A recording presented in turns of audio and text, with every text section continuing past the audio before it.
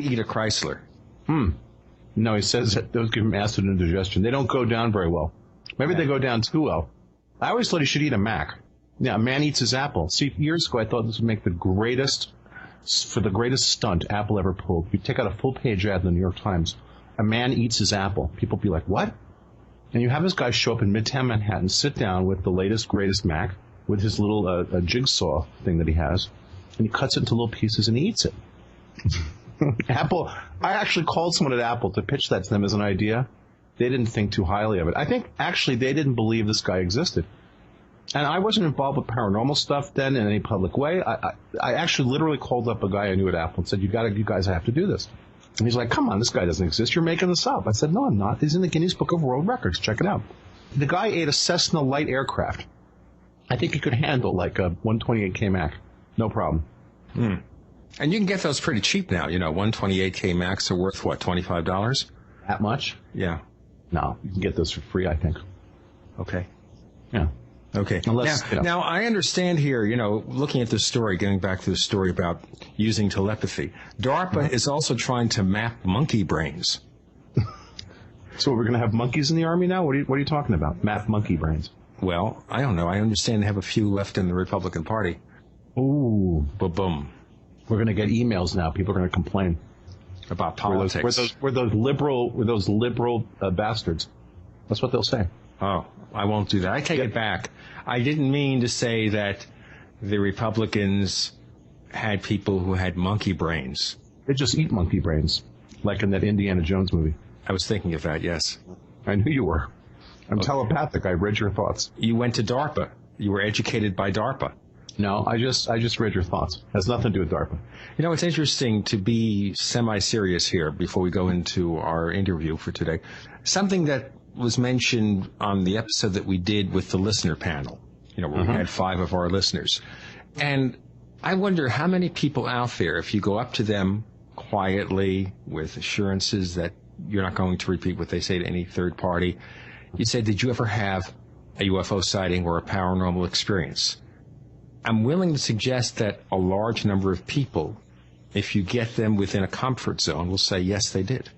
Well, sure they will. They'll misinterpret all sorts of things to be paranormal experiences, especially if they have very heavily indoctrinated religious backgrounds, I think. I think a lot of those people are more prone to interpret things based on a religious framework. Oh, yes, but I think a large portion of these people do have experiences that are strange. Yeah. Sure. No, legitimately absolutely. Strange, not the interpretation so much. Well, but this is where we keep coming back to the percentage game. So you have people who have experiences, and of those people who think they have paranormal experiences or anomalous experiences, there's some percentage that do, and there's some percentage that are misinterpreting things that are happening to them based on all sorts of conditions and elements and conditioning issues.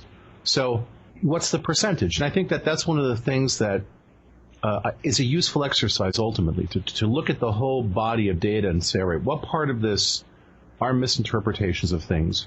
What part of them, these reported experiences, are indeed paranormal, anomalous, choose whatever label you like, and then from there hone down and try to get some handle on, between people's different experiences, what are things that are similar. I think you're right, though. I think if you stop and really ask people in a sense where they feel that there is some discretion going on and some confidentiality, more likely than not, people are likely to agree that they've had a paranormal experience. But again, you have to look at the framework in which their experiences come from and realize that, there are some people who might have a paranormal experience who then interpret it as a religious experience, and to them, it's no longer paranormal, they would say to you. They might claim at that point it's supernatural. And maybe something genuinely odd has happened, but they're choosing to understand it via the filter that they've put in place to understand things that don't fit into a normal worldview. And I think that this is what ends up happening with things like extreme skeptics or debunkers, that they come from a completely Newtonian, Cartesian, very, very sort of materialistic viewpoint. And if things don't fit those preconceived notions, they won't even consider them. And one of one of our members put up an interesting link up on the forums. Not that I participate in the forums anymore. And I want to just clarify something. I still read the forums. I'm just not posting. And so I think people should understand that I am still looking at what's going on because there's some interesting information. I'm just choosing not to be interactive with the whole thing at this point. But there was an interesting link to a video, and I don't have the link right in front of me, but it was about interpretation of things, and I think it was called Misunderstanding or something along those lines. It was basically a very interesting video about what skeptical thought really consists of, what its real definitions are. But I think that when you deal with human beings, the issues of perceptions come into play, and it's very hard to be objective with subjective creatures. Indeed. In fact, to some degree, maybe what we perceive to be UFOs are also being processed in a way where the actual event is something we can't understand. I think of that scene in the movie Contact where the Jodie Foster character sees her father when she's communicating with the alien being because the alien being says you would not be able to... She sees an actor, not her father. It's an actor. Well, we understand that, but just the concept being that the alien is saying to her, you would not understand or be able to accept the way we really are, so we're presenting ourselves in a way that is acceptable to you. It's all about us, is what you're saying. Of course, we're filtering it. Or maybe they're filtering it for our sake. I don't know what kind of filtering. Speaking of filtering, before we move to our next section, can you tell us about the guest we're about to talk to? No. I will say that this person reached out to us and asked to come on the show. So for our listeners that are going to give us a hassle about this, it's not our fault. Coming up next, I think, on the Paracast. I have a feeling we're not in Kansas anymore. Are you ready to order the official Paracast t-shirt? You asked, we answered. We're now taking orders for the official Paracast t-shirt. It comes in white, 100% cotton. The front of it features the same logo that we have on our community forums. On the back it says, separating signal from noise. It's just $14.95 plus shipping in your choice of sizes. To order the official Paracast t-shirt, here's all you have to do. Visit our new online store at store.theparacast.com. One more time, that's store.theparacast.com. You can use a major credit card or PayPal to place your order for the official Paracast t-shirt. We want to hear from you. If you have a comment or question about the Paracast, send it to news@theparacast.com. That's news@theparacast.com. And don't forget to visit our forums where you can talk to fellow listeners and Gene and David. Just go to theparacast.com and click on the forum links. That's the forum links at theparacast.com.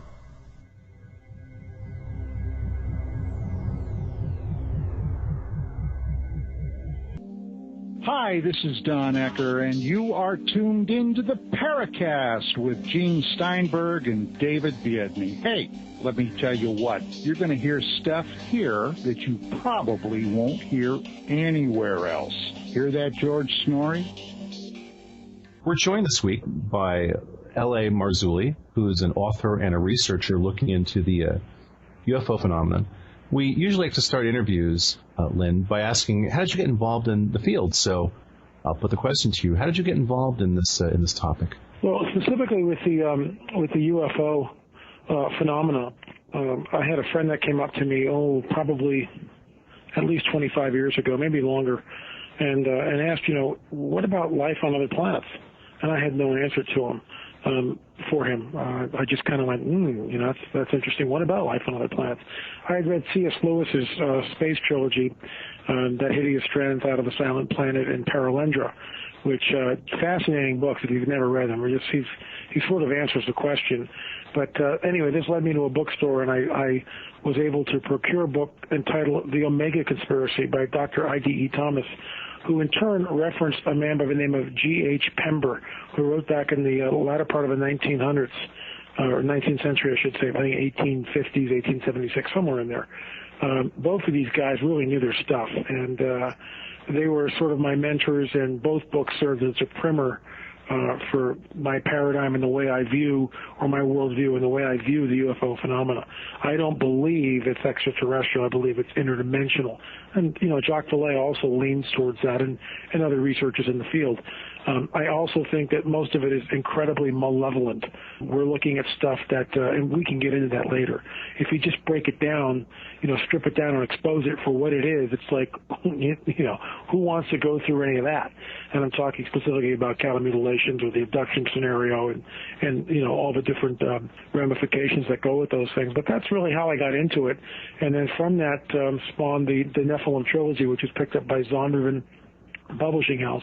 And, there's like something like 1,300 pages of writing there. And that netted me an honorary doctorate from my mentor, Dr. I.D.E. Thomas, who is the author of the Omega Conspiracy, like I mentioned. I actually interviewed him and showed him some of my research. One thing led to another, and that's where I received an honorary doctorate.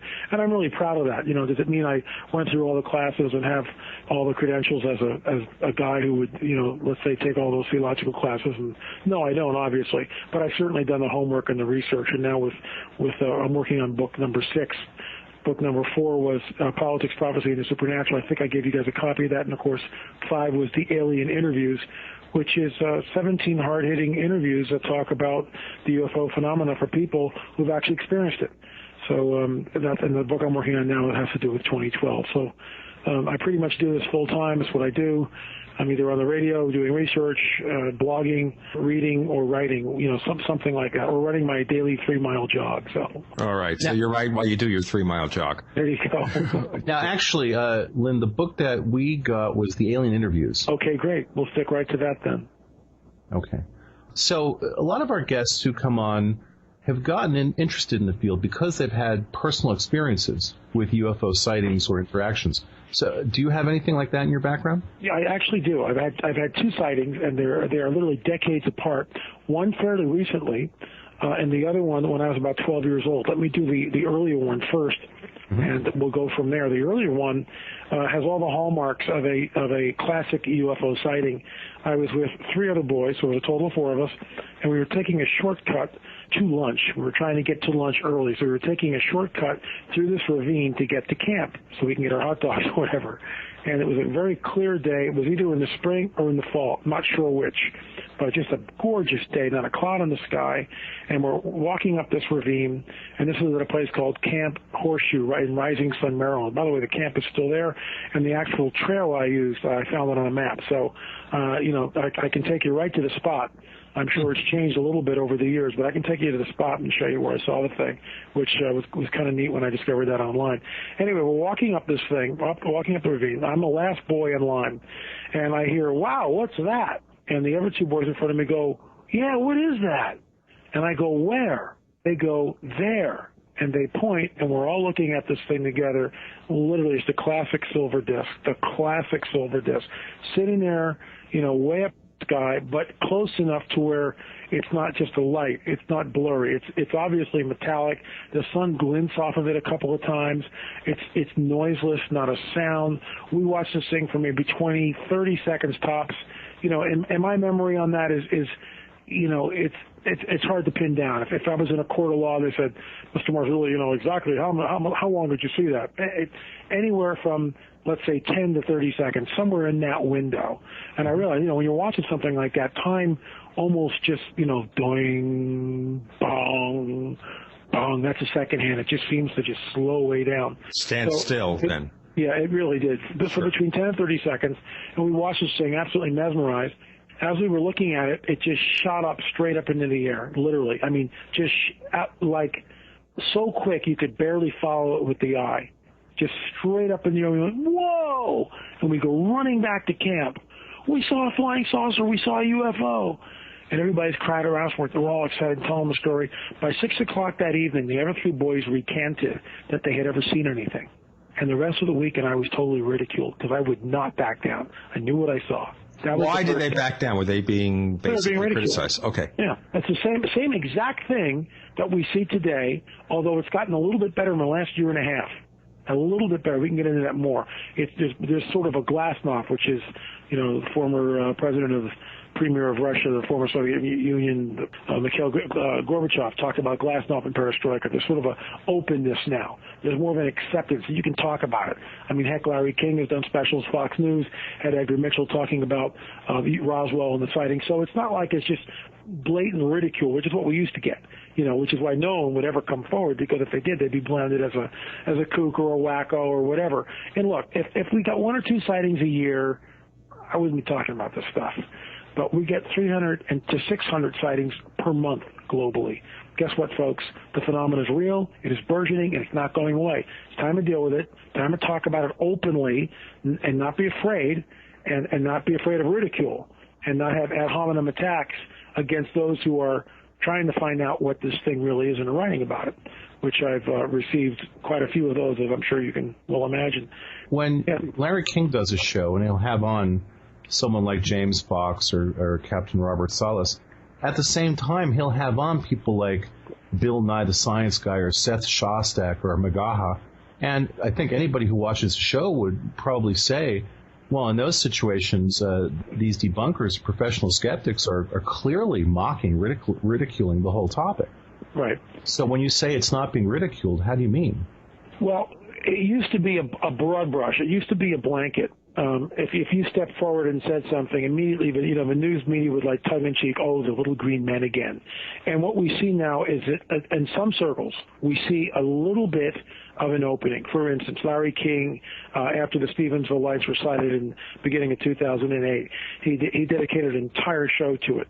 He had George Noory on. He had the former governor of Arizona, Fife Symington, who actually came forward and stated for the first time publicly and apologized to his former constituents that he was in Phoenix. It was a craft that was not of this world. So that was a bombshell that he dropped. Edgar Mitchell recently has come forward and stated that Roswell was real. The governments are hiding something. It's time for full disclosure. Fox News Channel interviewed him. That statement was on the Drudge Report. When Mitchell came out with that statement, it was on Kerrang Radio. It was basically international news. And, what do you say to a former Apollo astronaut? On the other hand, I've been on shows, one which I'll never go back on, where the show host set me up. And, no matter how much evidence, just like you're saying, no matter how much evidence you bring to the table, it's never quite good enough. Oh, it doesn't meet his little standards of what evidence should be.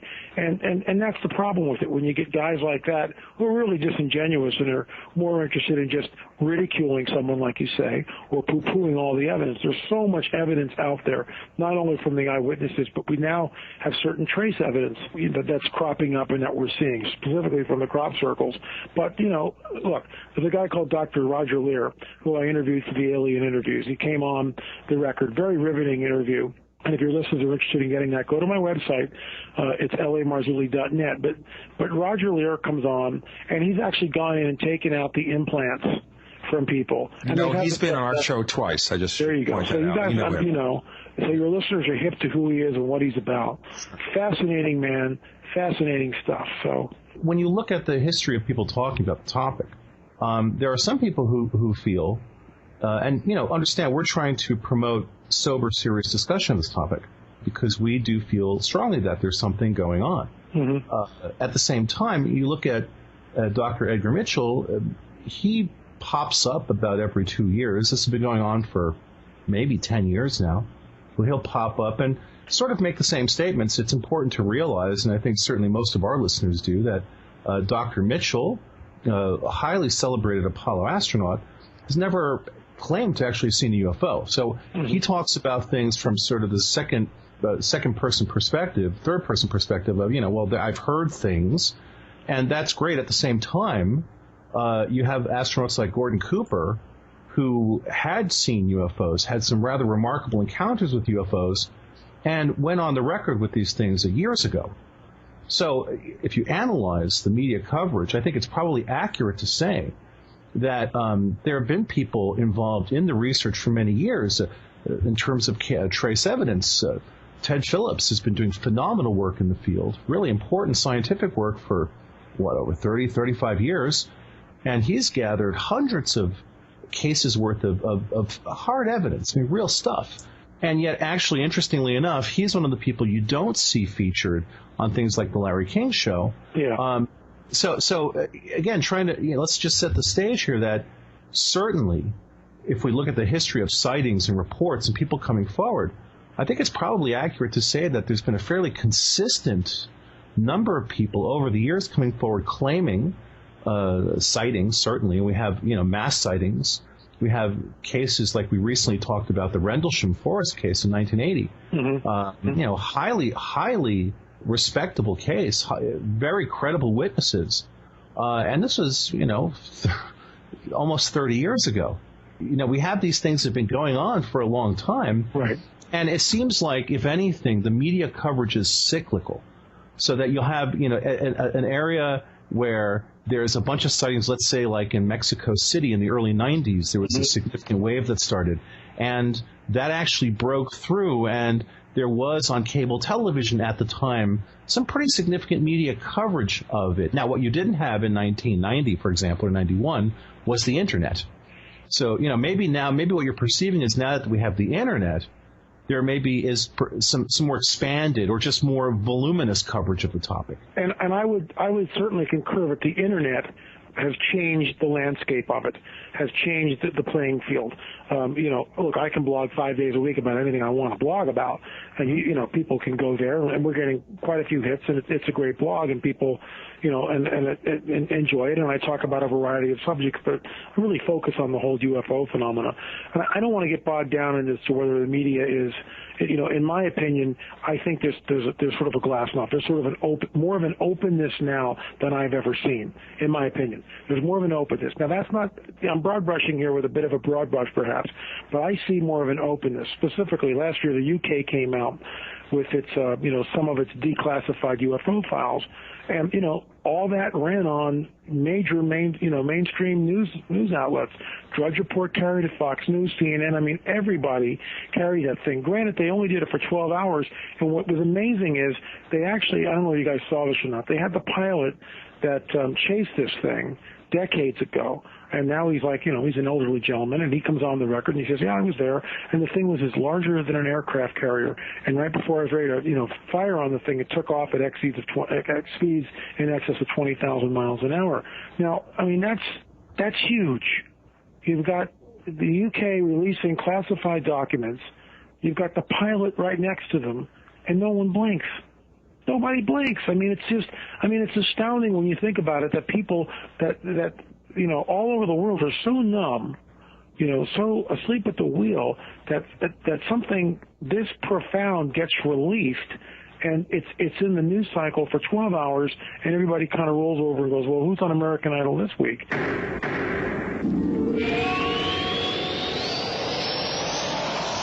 Business travel is a profitability killer. You know that. So do more and travel less with GoToMeeting, the easiest, most affordable online meeting service. With just a click, launch sales presentations, training sessions, product demos, or collaborative sessions right from your desk. GoToMeeting is so easy to set up and use, you'll have your first meeting running in seconds. Plus, hold as many meetings as you want for one flat rate. Free VoIP and phone conferencing included. Try GoToMeeting free for 45 days. For this special offer, you must visit www.gotomeeting.com/podcasts. That's www.gotomeeting.com/podcasts for a free trial.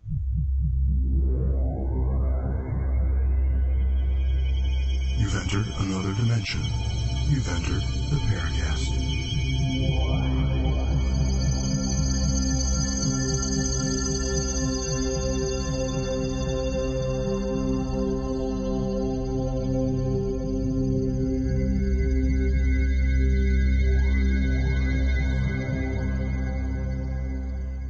We're talking to L.A. Marzulli, and he is a UFO and paranormal researcher. He has a site called lamarzulli.com, where .net. Well, excuse me. That's okay. That's all right, because they took the .com. I know how they do that. Yeah, exactly what happened. A friend that took the gut. Was he really a friend, though? Yeah, there you go. That's it. He proved it, didn't he? Indeed. Now, one thing you dropped in earlier, because we're covering a lot of ground, of course, that we've covered over the past 3.5 years on the show, and that is about the basic fundamentals of UFO reality. But you're saying that there is a negative or malevolent aspect to it. And maybe we should begin to focus a little bit on that. Why do you think that it's a negative thing? Do you think there are bad space people out there? What? Well, let me lay some of the foundations from this. I go back, and my worldview it comes from ancient manuscripts, okay? And studying these ancient manuscripts, I've come to a conclusion that what these beings are in fact the Benayal Elohim, and I'll get into that and give you the translation of what that means. It stems from the book of Genesis, specifically chapter 6, which talks about the Benayal Elohim, the sons of God, seeing the daughters of men coming to earth, having sex with them, and that the union produced a hybrid, and that hybrid was called the Nephilim, or the Nephilim. The Nephilim literally were the reason for the flood. When we examine the book of Enoch, which is granted a pseudographical book, means that we're not sure who really wrote the thing, but it's attributed to Enoch, and I'm speaking specifically of only Enoch 1, the very first book, okay, not the others that came afterwards, just Enoch 1. And it's sort of an amplification of the Genesis 6 story. It actually gives some of the names of these fallen beings, these so-called sons of God that come to earth. What's interesting is other authors, such as Zechariah Sitchin and History Channel, just did a 2-hour special called Ancient Aliens, which basically the same areas of study that I've looked into, but they refuse to go down the one road that, of course, I travel on, which has the answers, in my opinion. Sitchin says that we were visited by ancient gods. And he points to, let's say, the Nazca lines, the Baalbek temples, southern civilization cropping up, let's say, in Egypt, that the Sphinx, in fact, could be 10 or 12,000 years old. Who really built the pyramid? Okay? So that being said, Sitchin believes that it's all extraterrestrial. I would differ. I believe it's all interdimensional. What do I base that on? I base that on not the ancient Sumerian clay tablets, let's say, that Zechariah Sitchin talks about. I base it on these ancient manuscripts, specifically Genesis 6 and the Book of Enoch and others. Josephus, the first-century Jewish historian, talks about the Nephilim, and that the bones of the Nephilim were actually openly displayed in the city of Jerusalem before it was destroyed. So we also know in our culture, we always talk about David and Goliath. Well, Goliath was a Nephilim. So we know that this thing happened. Steve Quayle. All right, how do we know that? We're just taking folklore, aren't we? No, we're not. Okay. We actually have skeletons. Skeletal remains, and we also have, you see, this is the deal. If we say it's mythos, and why should I believe one mythos story over another? But when we get to Nephilim, let's say, and talking about the Nephilim from the book of Genesis, from the book of Jubilees, from the Dead Sea Scrolls, from first century Josephus, we've got multiple sources all talking about these things. It's no longer mythos, in my opinion. Now, I can't take a film crew back in time, but what I can do, and Steve Quayle has done this in his book, and he talks about that these giants were in fact real, that the skeletons have been found, and the Smithsonian has a nasty habit of running in, scraping up the bones, putting them in boxes, having everyone sign national security papers, and off they go with the stuff, and it's never seen or heard of again. I would highly recommend Quayle's book and read it. I mean, if we go back, let's say, to where the Americans began to move across the Midwestern states, and they would come on these mounds, and they would open up these mounds, and they would find skeletons. And you can go on the internet and look, but it's fairly well documented that some of these skeletons had 6 fingers, 6 toes, double rows of teeth. They did not have black hair like the American indigenous people, First Native people. They had red hair, and they were often very tall, some as tall as 12 feet. The stuff is there, but I believe it's been suppressed because it points to another time, and it points to the unthinkable. And it's even been repressed, this whole idea of a Nephilim and the sons of God, i.e. fallen angels, having sex with the women, has actually been repressed by the Christian church for the last 2,000 years, for the most part. It's been really brushed aside. So, which is why I'm viewed sort of as, he's a little outside the box here in Christian circles, let's say. And churches don't invite me to speak because what I open up is a whole theological can of worms, so to speak. But it's well-founded. I'm not pulling rabbits out of my hat. I try to build it, stone by stone, line by line, point by point. Okay, but you're talking about giants here. And the so-called aliens that people reportedly see now tend to be the smaller gray skin creatures. So why the difference? Okay. Yeah, there's a leap. Okay, let's. But I've got to set the stage for the leap before I take it, so you guys can follow me. These fallen angels, okay, when I talk about that, you got to unhook yourself or uncouple yourself from your preconceived religious belief system. Now, I'm not saying, throw it out the window. I'm just saying that if I start talking about, let's say, fallen angels, you may have a picture in your head. I don't know what that picture is. You may have heard things about them, or you may have a preconceived notion about what these beings are capable of doing. Let me say this. These beings are incredibly powerful. They're super intelligent, and they're crafty, and they're incredibly malevolent, in my opinion, which is why they're fallen. It speaks of a time in this other dimension which we only get glimpses of. There seems to be a battle. There seems to be a war. And I could talk about that all morning long, literally. But there's a war between these forces.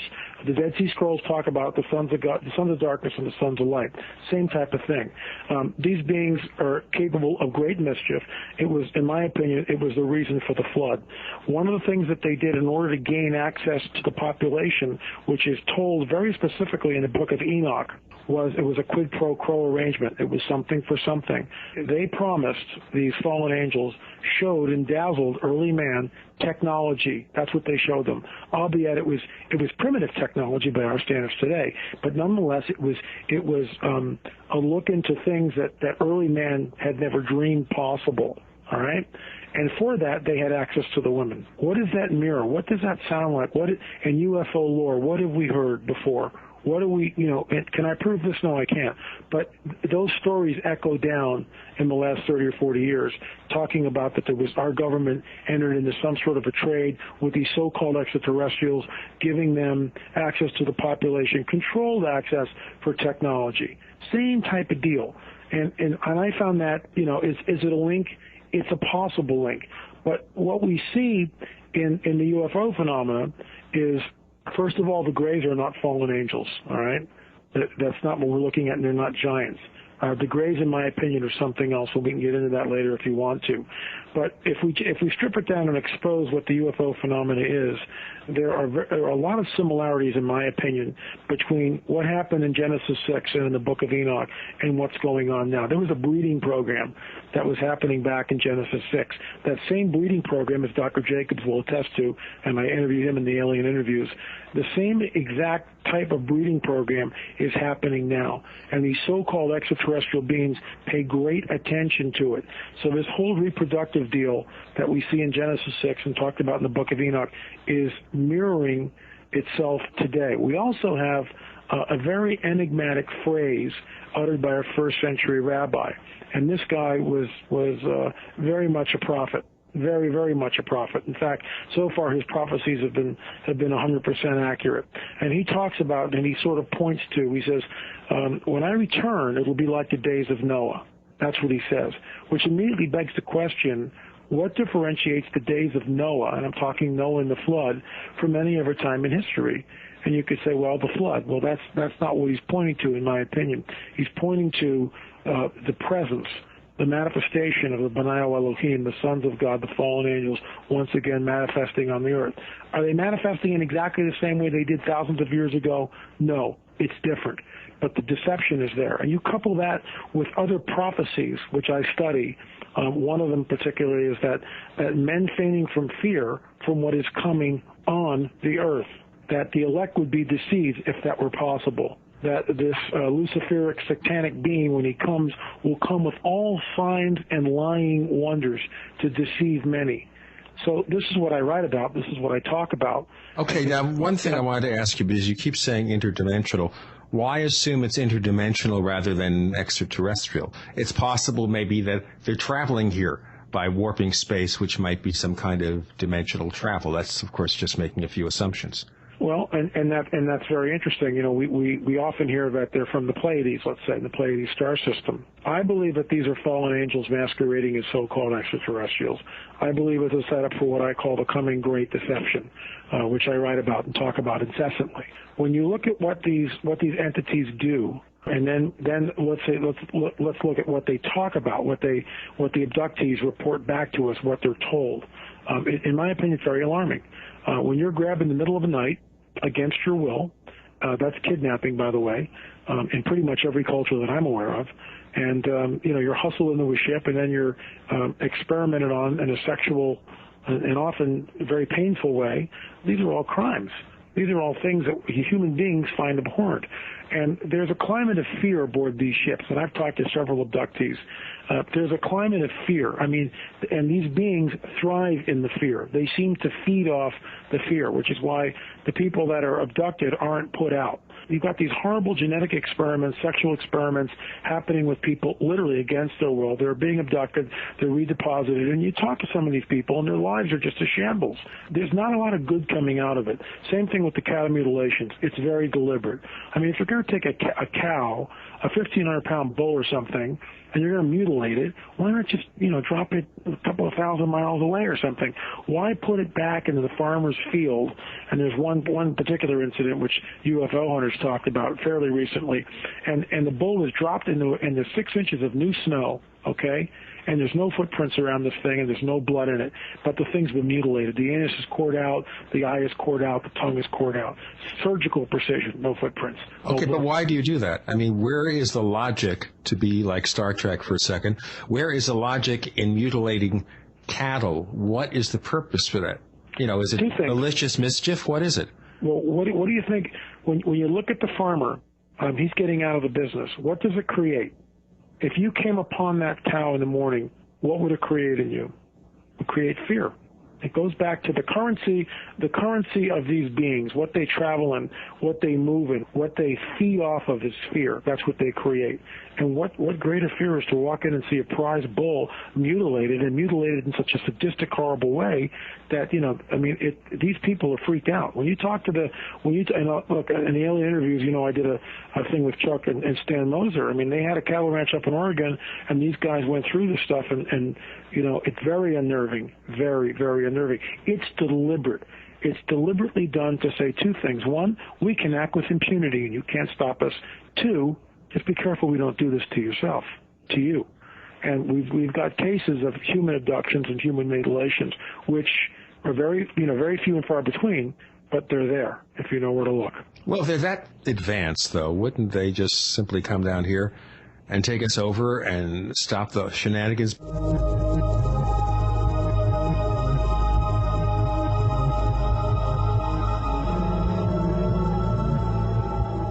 Fate magazine is proud to be celebrating its 60th anniversary and its 700th issue. That's 60 years of bringing you true reports of the strange and unknown. Fate brings you the latest on all aspects of the paranormal, like angels and miracles, psychic phenomena, ghosts, UFOs, and much, much more. It's bigger and better than ever. Subscribe now by calling 1-800-728-2730 or online at www.fatemag.com. That's 1-800-728-2730 or www.fatemag.com. What are you waiting for? Your fate awaits. You're in the Paracast with Gene Steinberg and David Biedney. You never know what's going to happen next.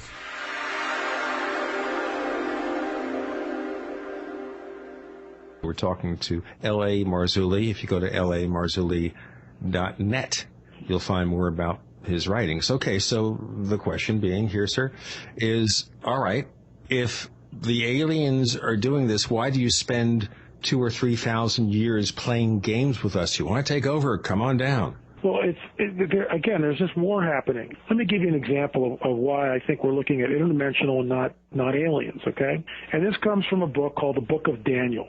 It's a book that was written about 2,600 years ago.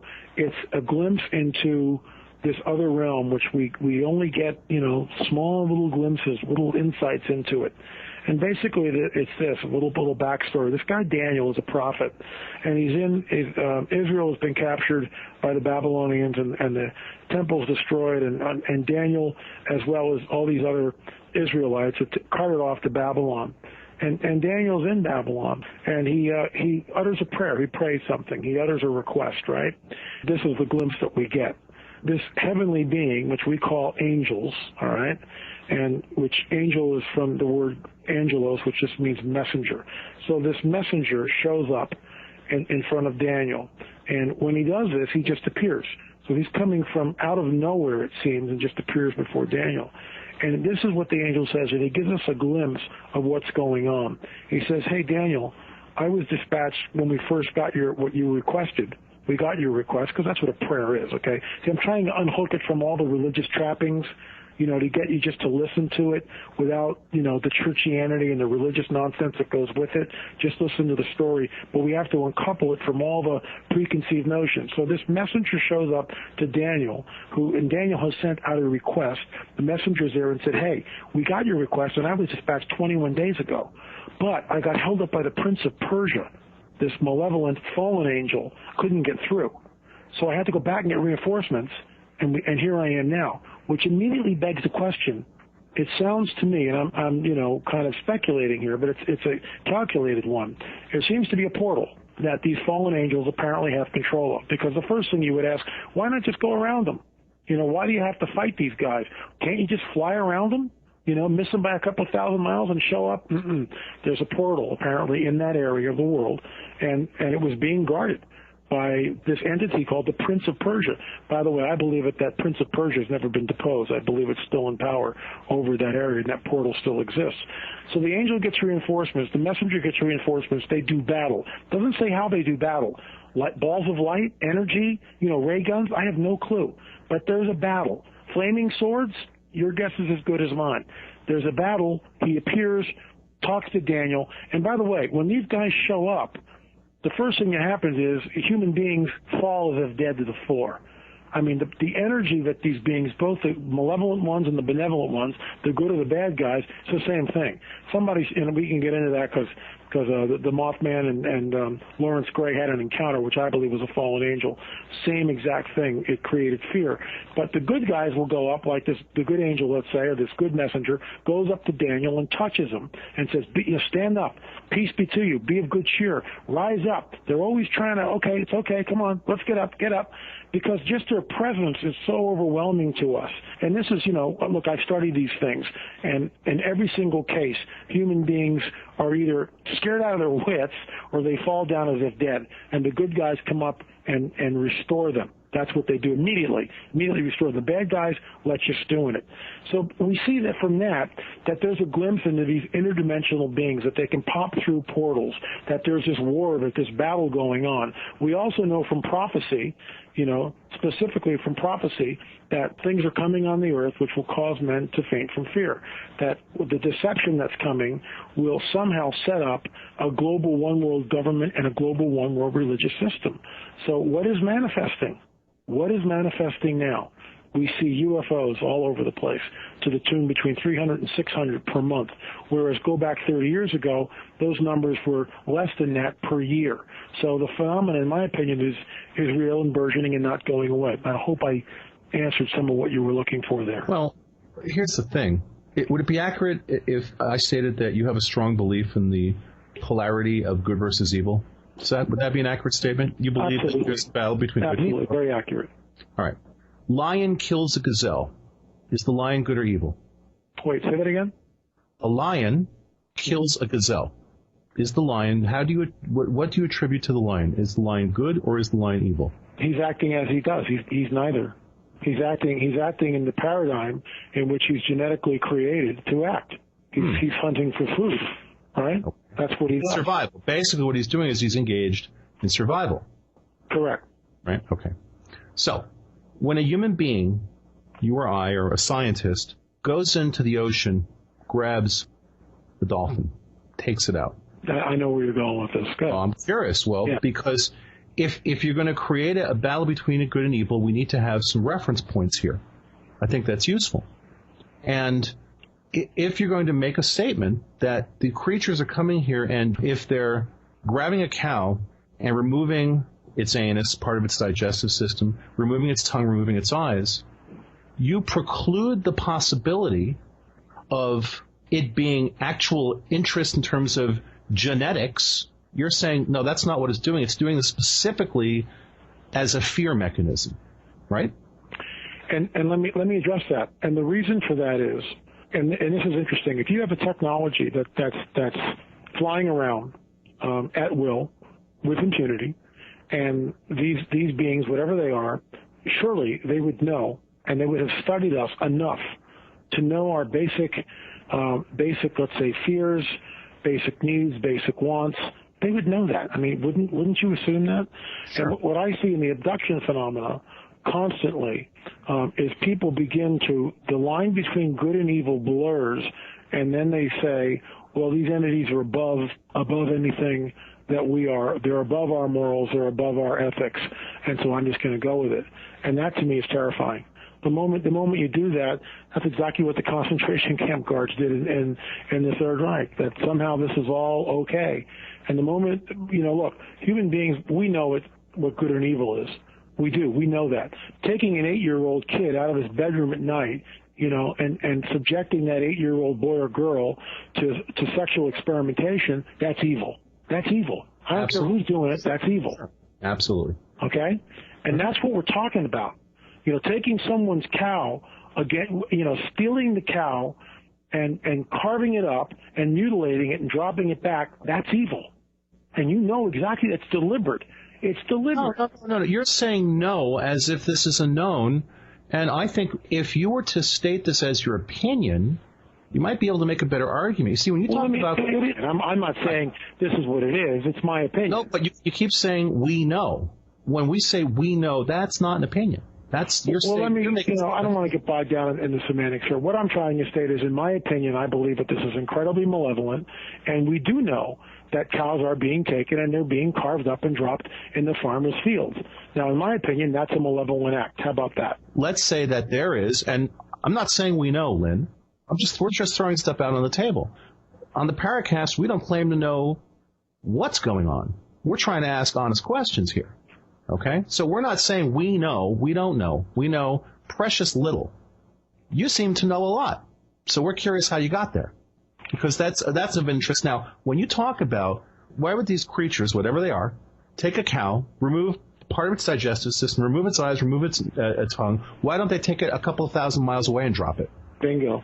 I come back to you and say, well, why would they?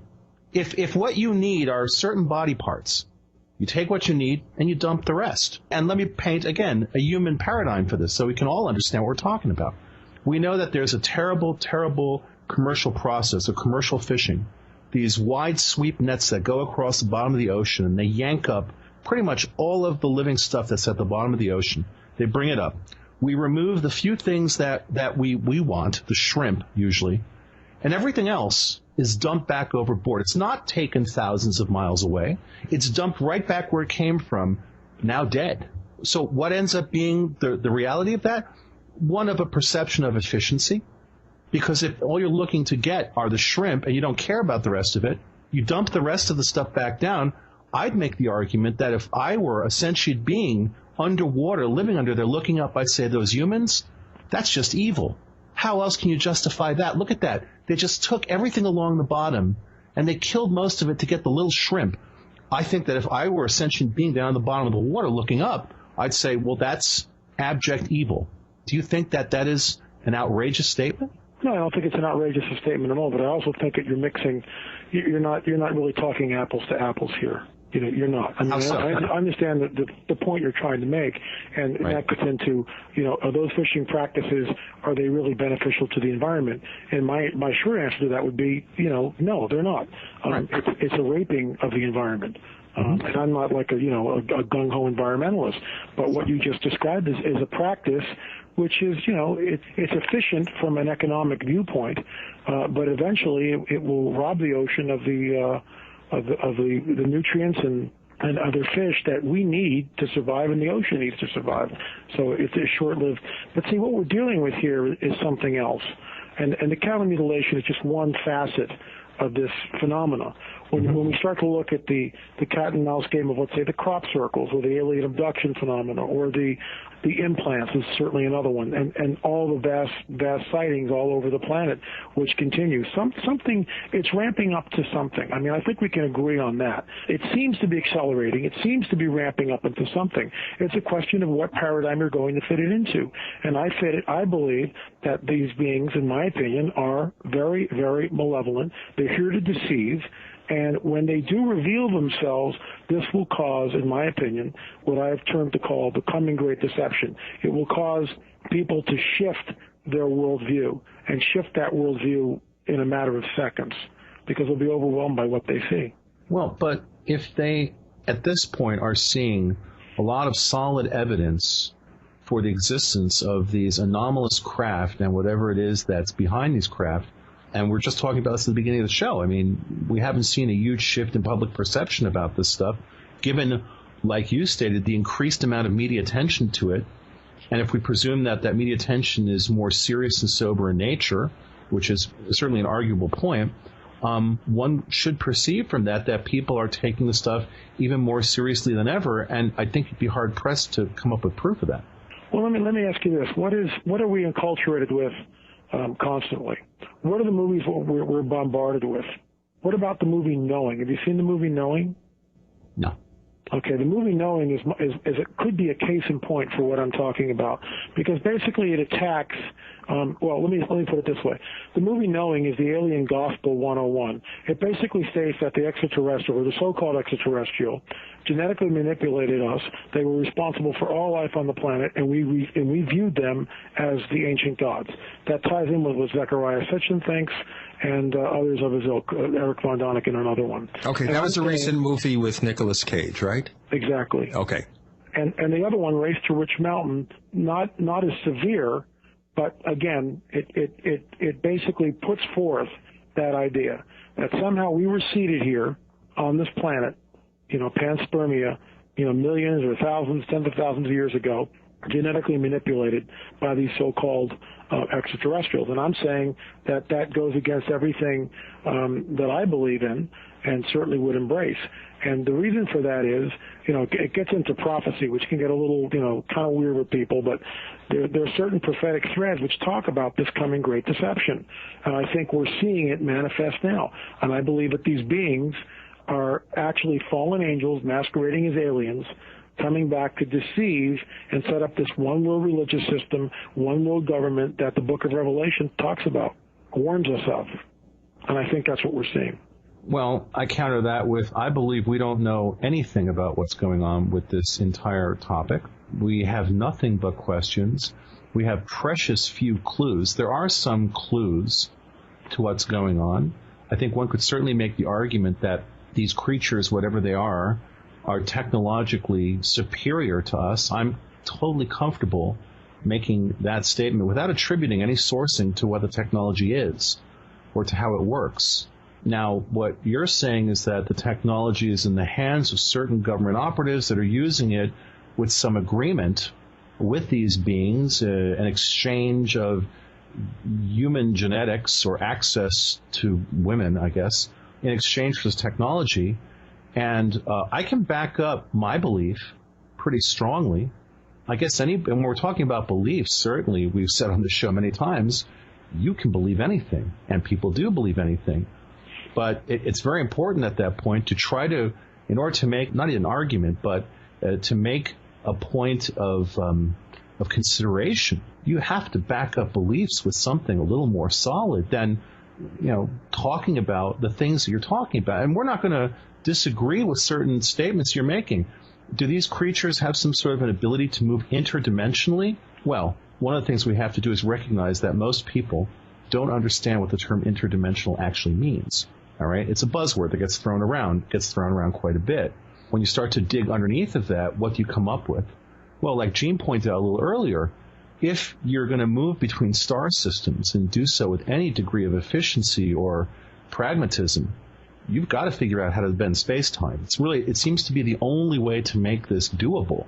And at that point, essentially, an interdimensional being, interdimensionality is a byproduct of an interstellar or even intergalactic propulsion system. So when you talk about interdimensional, I think it's very important that you have to qualify what that means. And I don't know that you've done so yet, Lynn. I mean, certainly we'd be curious. Let me address that then. And you I just want to say before you start, Lynn, that we are going to break for the hourly split for the show in about 3 minutes, so we can introduce this in this segment and pick it up on the next one. Okay? Sounds good. So go ahead. I would address that by saying this, and I've cited examples of, let's say, messengers popping in and popping out. That is what I refer to as interdimensional. They don't need a vehicle to do it. They appear and they disappear. We get that in the written record. Now, you can call that mythos, or that can be, let's say, the centrality of your belief system, or certainly the centrality of my belief system. To you, you may look at it and go, well, that's nice mythos, and there's, stories like that from other parts of the world. The thing that separates it, or the dynamic that separates it, let's say, from any other mythos would be the threat of prophecy. And that prophecy, some of it is thousands of years old, recorded in the Bible, and we see that prophecy, and we see some of that prophecy, happening in our day. We see it actually written thousands of years ago and then happening today in the world. I can give you several examples, and I'm sure you'll want those after the break. But we're talking about a system, a belief system, that I can't, can I offer you proof that God exists? I really can't. But I can point to prophecy and say that there's an entity, a force, a being that seems to dwell outside our space-time continuum that somehow knows the future, and not in a sketchy way like Nostradamus, knows it with pinpoint specificity. And that's what I want to get into in the second part, because that ties in the whole idea that what we're looking at here is a coming great deception, that these are not extraterrestrials. These are interdimensional beings, i.e. fallen angels, who can pop in and out at will. Okay, before we split for this part of the show, L.A. Marzulli, where does one get a hold of you and find out more about the things that you do? Go to my website, lamarzulli.net. There's links to the blog, to the books, to radio shows, archives, lamarzulli.net, lamarzulli.net, and it's all right there. And by the way, when someone clicks on your name, when it's posted on the Paracast radio show site at theparacast.com, they will also be taken to your site. And of course, you have such books as Politics, Prophecy, and the Supernatural, which we're going to get into, The Alien, involving interviews with people who have had reported experiences with alien beings. We'll have that, a lot more coming up on the other side of the Paracast. Gene and I love to hear from our listeners. If you'd like to share your thoughts with us, send your messages to news@theparacast.com. That's news@theparacast.com. And don't forget to check out our website at theparacast.com, where you can download past episodes of the show for free and visit our dynamic discussion forums. Also, please patronize our sponsors. Tell them that you heard their ads on the Paracast. They'll appreciate it, and we will too. Hey neighbors, you can now give us a tweet on Twitter. Check out the Paracast at twitter.com/theparacast. That's twitter.com/theparacast. Follow us, and maybe we'll follow you. Welcome back to the Paracast with Gene Steinberg and David Biedny. L.A. Marzulli joining us for the second part of our episode of the Paracast. And you had mentioned, as we concluded with the discussion, about beings popping in and out. Now, I'm going to drop the motion picture resemblance, because we talk about that when we talk about the fact that we might be able to warp space or bend space or travel between dimensions to get from one distant location to another, as they do it on Star Trek. Okay, so how about beaming down? So people beam down from a spaceship using their matter transformation or transmission device. Why do we assume it's anything else? Well, I mean, look, you're talking Star Trek, and I wasn't there. Okay, I haven't seen one of these creatures pop in and pop out. Let's go to Lawrence Gray, who saw what I believe is a fallen angel, and Lawrence Gray would back me up on that. That's what he believes was a fallen angel. It manifested in his room at 2:30 in the morning. He was overcome with fear. I mean, paralyzed with fear. And he began to evoke the name of Yahshua, or Jesus in the Greek. And the moment he did that, the thing began to back off. In other words, he had authority in that. Now, I might be talking about stuff that you guys never traveled in, and that's fine. We can get into it. But, he was a believer. He had a certain worldview and a certain paradigm, and he was the only person who saw this apparition that I'm aware of. And this goes back into 1966-67, Point Pleasant, West Virginia, when this thing was literally terrorizing a small town. And he had a victory over the thing. We also see from Joe Jordan's work, where he's got over 300 abductees on file that have come forward and have stopped the abduction by evoking the name of Yahshua or Jesus. Something is going on, and this bolsters and points a spiritual dynamic or an interdimensional dynamic, which, of course, I adhere to. So you're saying here, wait a minute, you're saying here that if you know that you're in the process of being abducted, if you utter this word, suddenly it'll stop? I am saying, you're simplifying it. I am saying that he has on record over 300 people who have stopped their abduction. There's abduction. In fact, I'm actually trained to be an abduction counselor out here in L.A., and will probably do that. But there are people that have come on the record that have stopped their abductions by evoking a name of Yahshua or Jesus. It's the unwanted piece of the UFO puzzle, which a lot of people don't want to look at because they immediately equate it with religion. And we're not talking religion here. We're talking about something else. Religion is the form of churches and buildings and popes and stained glass windows and all that. I'm not talking about that. I'm talking about real supernatural principles and spiritual warfare principles, which this guy put into place. He knew what they were. And the people who evoke this name are not just throwing it out. There's a belief system that goes with it, and there's also an experience that these people have had, which has changed their lives, and that's what they're relying on. And 300 people, which are documented. In fact, last year at Roswell Convention, Joe Jordan, when he announced this, he had about a dozen people come forward, and living witnesses. They ask him any questions you want. So something's going on here, which tilts it in my direction, in my opinion. Well, okay. So we're going to assume for a moment that those 300 people in that statistical pool were all Christian. Right? I mean, I think that's probably a fair statement. I'm guessing there are not a lot of Buddhists or Jews in there. Right? Well, here's the deal. Many of the people were not. Some of the people were in the beginning.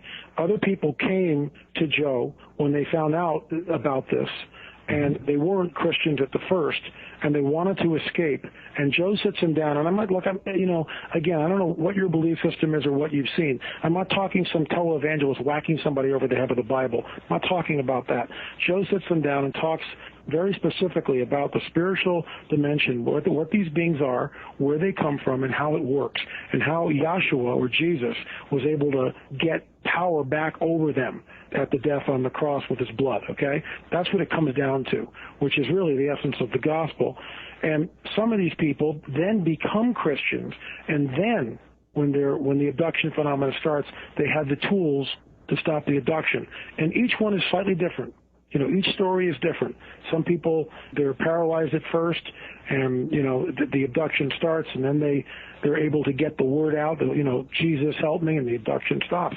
I mean, it's not like it's church people that are Christians that somehow do this. These are people in different forms or have different belief systems. Some are Christians, of course, but others aren't, and then later get the victory over the abduction phenomena by doing this, by getting counseling and learning what these entities are. All right. When you do analysis work in a situation like this, you always try to get an interesting pool to draw from. So when you're talking about this, what occurs to me personally is that in the invocation of the name of Jesus, there's a certain emotion tied to it.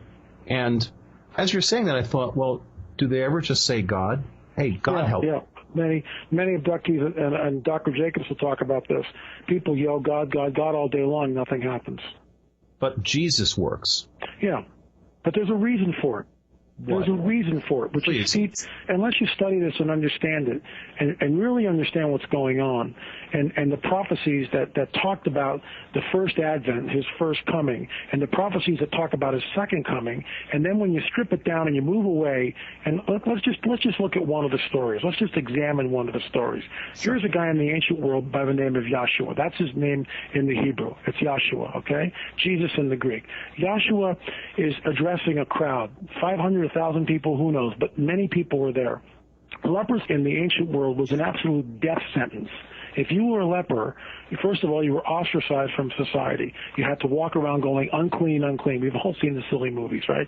But it's true. And you watched your flesh literally rot on your body over a period of years. A dreadful, horrible way to die. The story is this. The mythos, to use, your word, would be this. And I agree, it's mythos. It's a story, but it's handed down and people have died for it. Anyway, let's continue. Yahshua is talking, and these lepers from a distance go, have mercy on us, son of David, which is one of the titles that people gave him, son of David, okay? But all Jews were sons of David. That's how they were viewed, all right? Mm-hmm. But a son of David also would be regarded as a king. So they're kind of, throwing him a bit of a title there. And have mercy on us. There are 12 of them. And Yahshua, basically calls out and says, be healed. Instantaneously, the lepers are healed. Instantly. So we're talking about a miracle occurring on the subatomic cellular level where matter and energy is being manipulated in ways that we don't understand, if it's true. If it's true. In ways that we don't understand. Okay? That's the mythos. That's who we're talking about. That's the kind of power we're talking about. Let me give you one other example. There's a storm on the Sea of Galilee. Yahshua was asleep on the boat. It's one heck of a nasty storm. The guys who were with him in the boat are freaking out. Boat's taking on water, sails are ripped, they think the boat's going to capsize. They finally wake him up and go, we're in trouble here. And he looks at them and he kind of, says, look, why are you so afraid? Don't you have faith?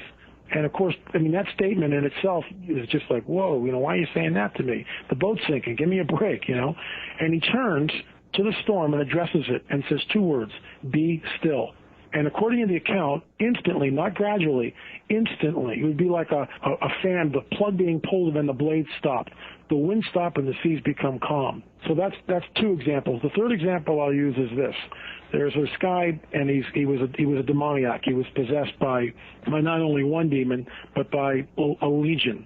And it's like hundreds and hundreds of these entities were actually in this guy. They would chain him, and he would break the chains, and he would run around naked in the tombs and just basically terrorize the countryside. Yahshua shows up, and by the way, this is right after he calms the storm. The boat finally lands where it's supposed to be. He gets out, and this crazy, wild demoniac comes up to him, and Yahshua addresses him and says, who are you? And they answer him, and they say, Legion, for we are many. And they beg him, Yahshua not to cast them into the abyss. They don't want to go to the abyss. Can we go into the herd of pigs? And so Yahshua gives them permission. They leave the man. They go into the herd of pigs. The pigs hurl themselves off the cliff and drown. This, of course, causes great consternation in the town. The man who was demon-possessed is sitting at Yahshua's feet in his right mind for the first time in who knows how long. So what we see power over the elements, with the example of the storm, power over matter and energy as we know it on the cellular level, subatomic level, with the healing of the lepers, and power over supernatural forces, i.e. demons, that this man was possessed with.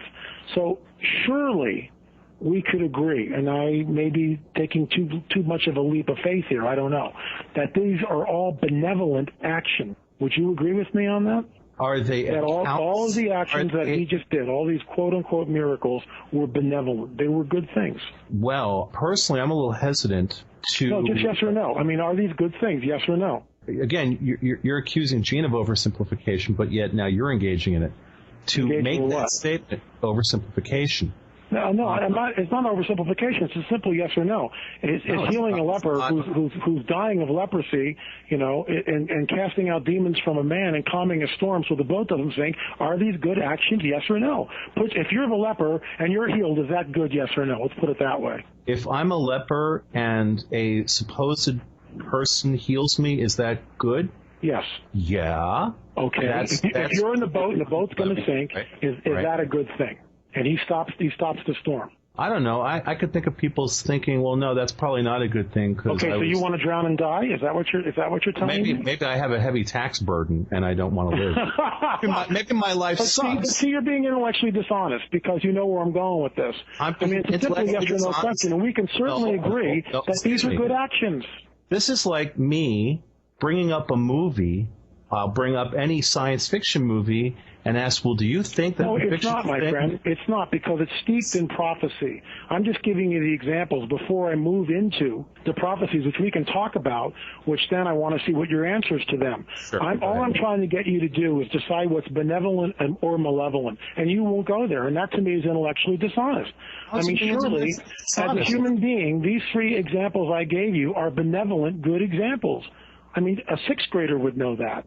Why can't you say either yes or no? If they're not good, then say so. I see. So now I'm a 6th grader. No, wow. I didn't say that. No, that's great. No, but you see, no, I never said that. Gene and I are being very nice and polite here, but apparently that won't work. Okay, so go ahead with the prophecies. No, all I'm asking, and I don't know why you can't give me a yes or no answer. Why can't you give me a yes or no answer to that? I'm sorry, I don't know the words yes and no, because I'm a 6th grader. I'm full of doubt.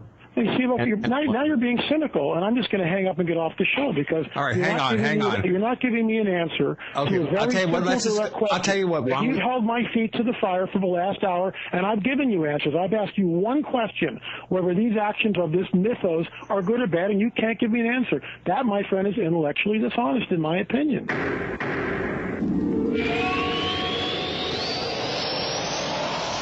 Are you ready to order the official Paracast t-shirt? You asked, we answered. We're now taking orders for the official Paracast t-shirt. It comes in white, 100% cotton. The front of it features the same logo that we have on our community forums. On the back it says, separating signal from noise. It's just $14.95 plus shipping in your choice of sizes. To order the official Paracast t-shirt, here's all you have to do. Visit our new online store at store.theparacast.com. One more time, that's store.theparacast.com. You can use a major credit card or PayPal to place your order for the official Paracast t-shirt. Hi, this is Bud Hopkins, and you're listening to the Paracast with Gene Steinberg, David Gedney, and I completely, enthusiastically endorse this program. It's an absolutely great program with opportunities to stretch out and talk. We're talking to L.A. Marzulli, and he is an author, lecturer, and he studies UFOs and the paranormal. Let me ask you this. How about we rephrase the question, say, do you consider it good or bad in whatever number of words you wish to use to express your opinion? How about we try it that way so we don't get into this yes or no? Fair enough? Whatever works. Okay, David? What I think is irrelevant here. Okay. Really. What I think is irrelevant, what I believe is irrelevant, I leave my beliefs at the table, and I'm trying to engage in a conversation. See, I don't know what I believe anymore. It's certainly not about this topic. At the same time, do I believe that when one is talking about the Bible and referencing it as a hard historical work, do I believe that one can take that and now come to conclusions of sourcing of paranormal entities and events based on that? Do I believe that that's possible? I have a problem with it. Do I want to say yes or no? No, because I think that it would be intellectually honest to listen to various opinions and to take these opinions based on the context in which they're being delivered. So, do I believe the Bible is a work of hard history? Absolutely not. I don't believe that. So, my belief system, as it were, now comes into play in the discussion. So, to explain why, if I'm asked, okay, so there is this character that does these things that appear to be benevolent. Do I believe they're benevolent? And my statement is, well, if they're then used as an argument from which to propagate a belief system that has presented a tremendous number of problems for humanity, I think we get into grayer boxes here. But you see, I don't bring preconceived notions to this discussion. I don't. And Lynn, one of the reasons we want to have you on is I think we're very curious, and our listeners are very curious, to hear your position on this topic. Because we haven't done shows delving into religious framework for this. And, if you want to redefine religious, you're more than welcome to. But I think that on the Paracast, we've spent a lot of time talking about scientific foundations and principles, certainly. We're known for that, in fact. And we're trying to take these topics away from belief systems because, again, you can believe anything, and that's fine. There are people who will believe, very well-known scientists who will come on and say, I believe these things are extraterrestrial. And they'll give you a long list of reasons as to why. Now, if you know anything about the Paracast, you know that we've presented a lot of arguments to those people. We've become, and we talk about Jacques Vallée. We're one of the few shows Jacques Vallée has come on to in recent years to talk about this stuff. And we certainly believe that there's a good possibility that there are multiple sources for UFOs and the beings that inhabit them.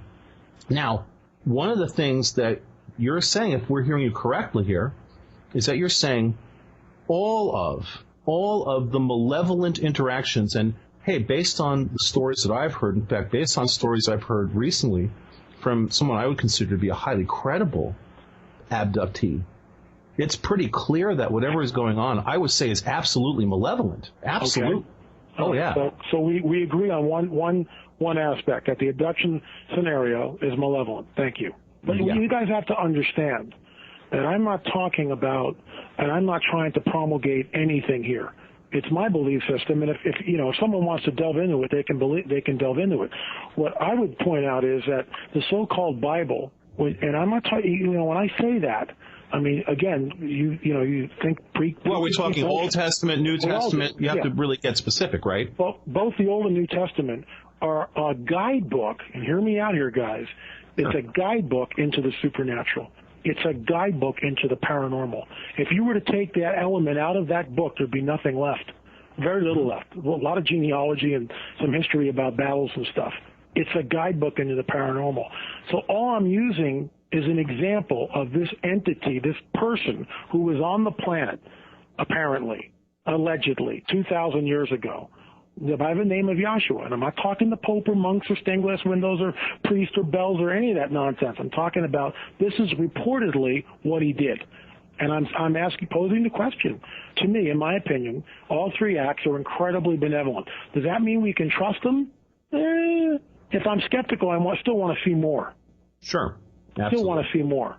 Maybe you're doing that to suck me in, just like you said.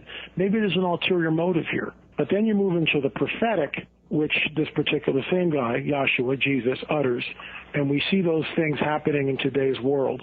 Let's go into that right now, the prophecies, all right? All right. How about we start with one prophecy? Take one prophecy that this person uttered and show us how this applies to something that's happening today. Specific, not something in general, like there will be wars, there will be famine, but something more specific. No, and that's that's very general. Those things are not even with us. I'll give you a prophecy which has great specificity, and it says this. It says that Jerusalem, and this was written before the destruction of Jerusalem, okay? It was uttered, I should say, well before, about 40 years in advance of the destruction of Jerusalem. And we actually have written records that dated the written records about, that 8 years before the destruction of Jerusalem, which happened in AD 70. So that would put the document around AD 62. But the oral word from Yahshua was uttered around AD 33. So it's almost 40 years before the event. Yahshua tells us that Jerusalem will be destroyed.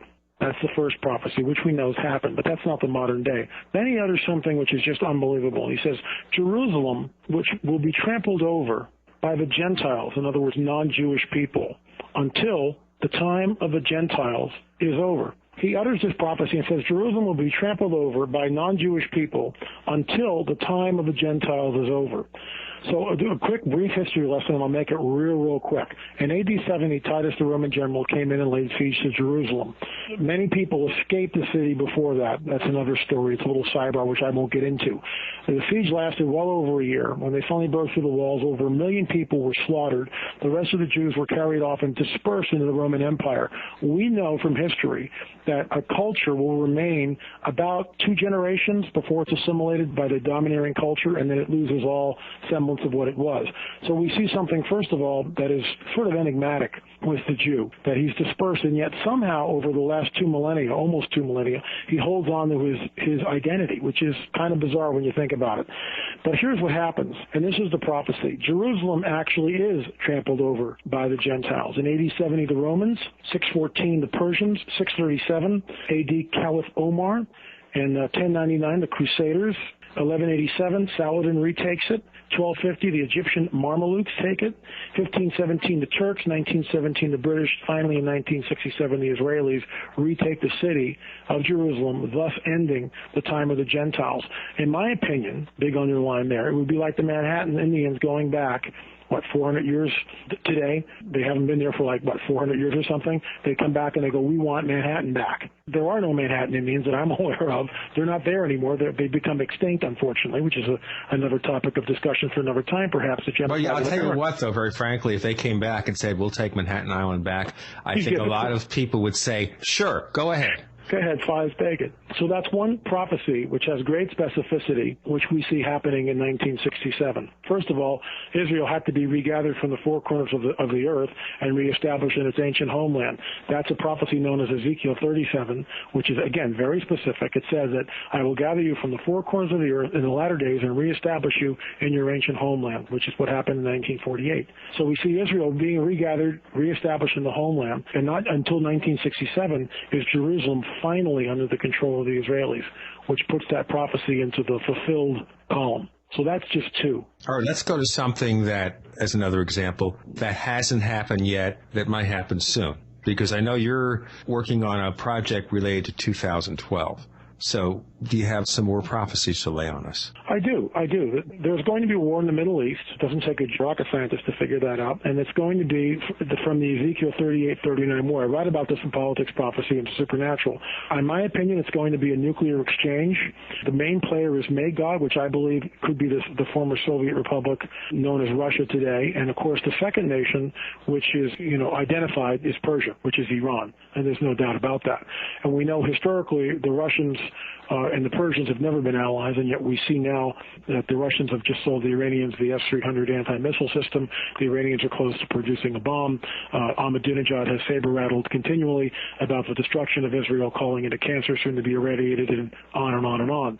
There's great vitriol between the two states, and frankly, with their nascent nuclear ambitions, the entire Middle East is sort of looking at Iran, and there's a bit of trembling, and not only in the halls of power in Israel, but certainly in Saudi Arabia and Jordan. King Abdullah has come on, he's the king of Jordan, by the way, and said unless there's a two-state solution, soon there's going to be a war in the region.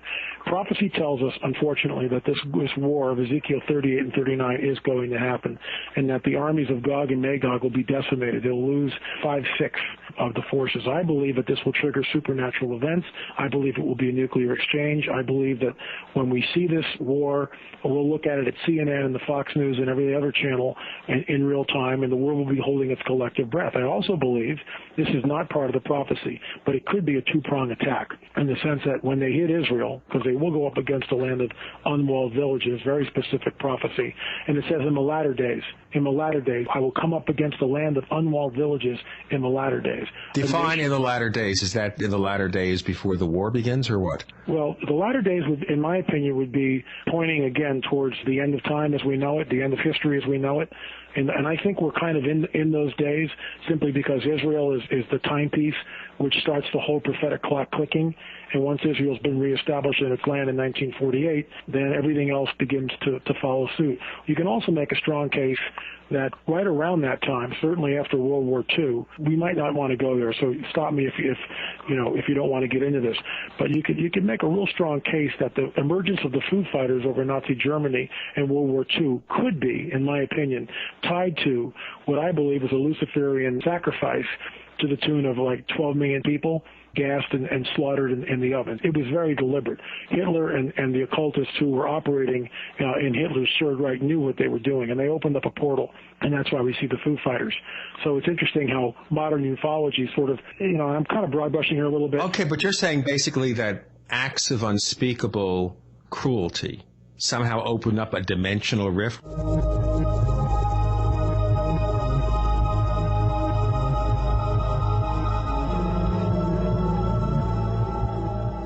This is Timothy Green Beckley, otherwise known as Mr. UFO, reporting live for the Conspiracy Journal. And we have a special offer to the listeners of the Paracast. Want to receive our publication for free? Conspiracy Journal, and Bizarre Bazaar sent to you via snail mail. And all you have to do is email me at MrUFO@webtv.net. That's MRUFO@webtv.net, and we'll send you two of the most exciting publications. But we do need your actual address because these are physical publications, and you'll enjoy all the latest articles by some of the leading researchers in the field, as well as up-to-date information on the latest book and videos, and it's all for free. Or drop us a line, MrUFO@webtv.net.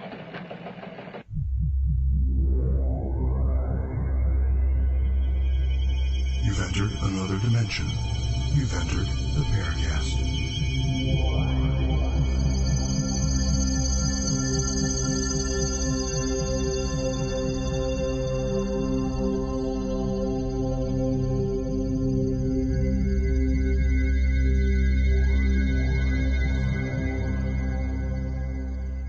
We're talking to L.A. Marzulli, and we're discussing now biblical prophecies and otherwise, but we'll get to that. Now, you're saying here that you could basically slaughter people and change the dimensional construct? If you go back and you look at the Babylonian religious system, and you look at the ancient world, and you look at the Mayas, what do they all have in common? Blood sacrifice.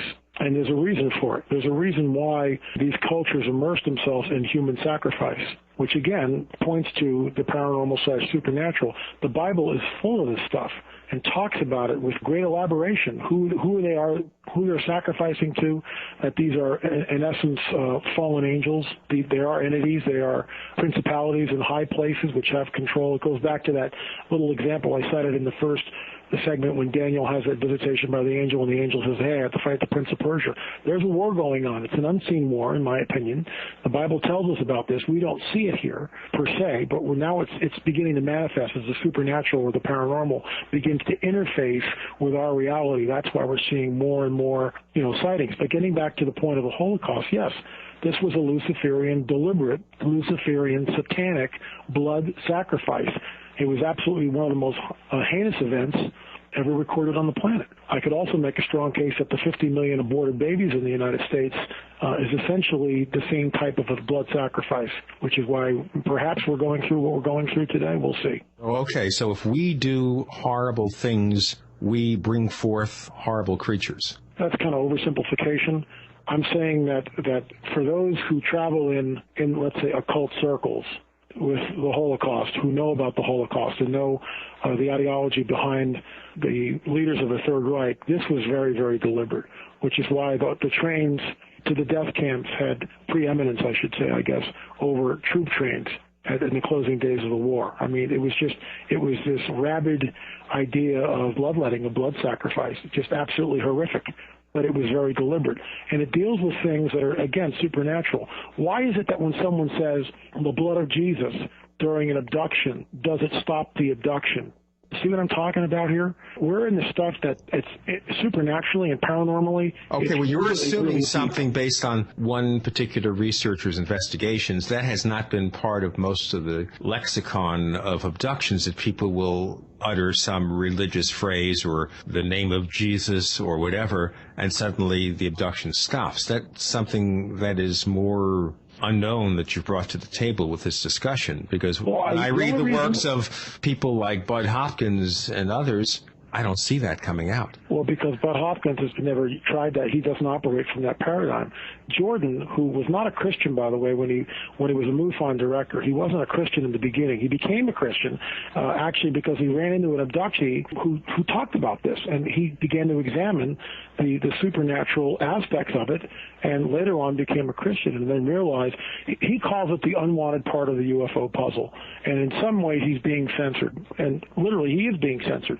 Most people don't want to hear it because it conjures up the religious aspect, and a lot of people have a problem with religion, and I have a problem with religion too, just so you guys know.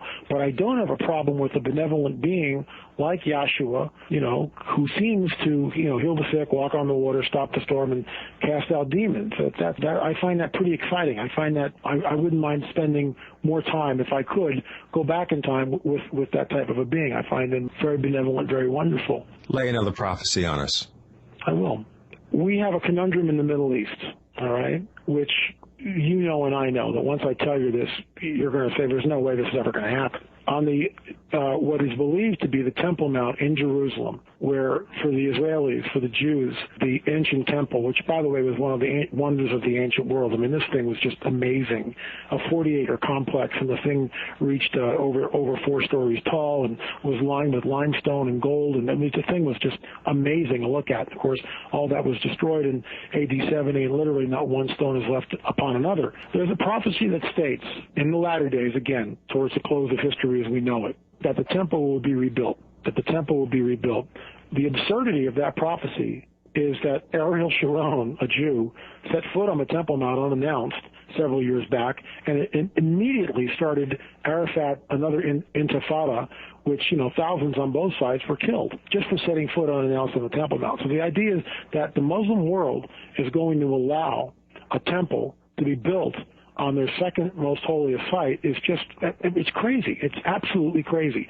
Prophecy tells us that that's going to happen.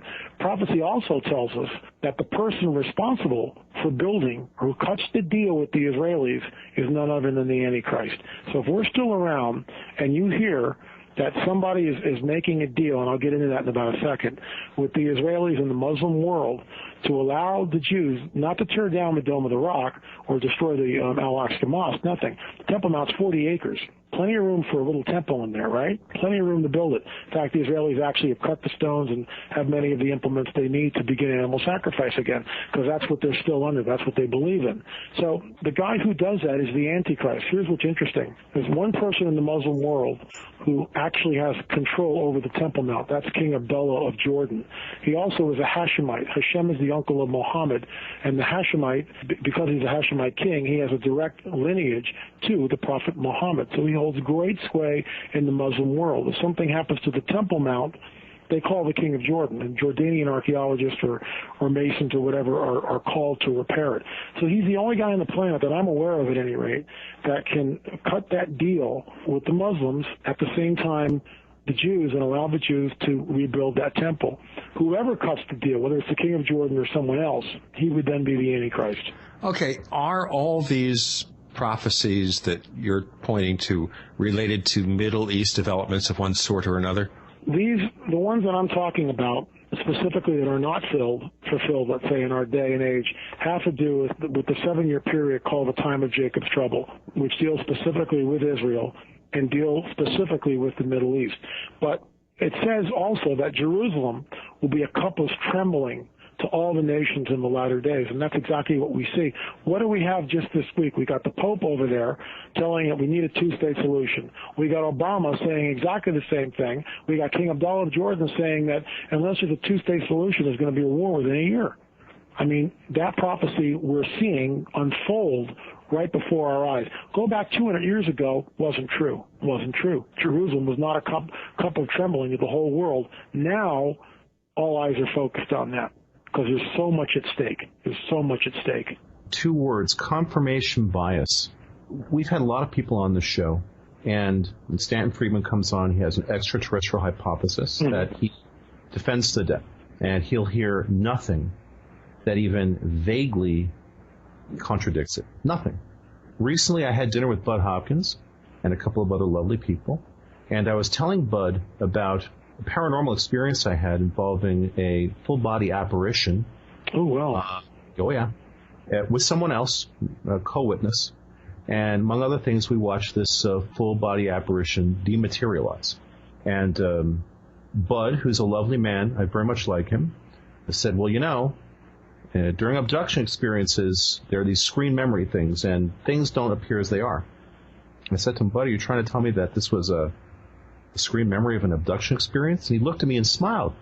So in Bud's worldview and in his belief system, he has come to feel that pretty much anything that falls into that general bucket, we saw this full-body apparition, distinctly human-looking, though a little disturbing beyond that, and people have heard the Paracast know what I'm talking about. Bud had to fit it into his worldview, as Robert Anton Wilson would call it, his reality tunnel.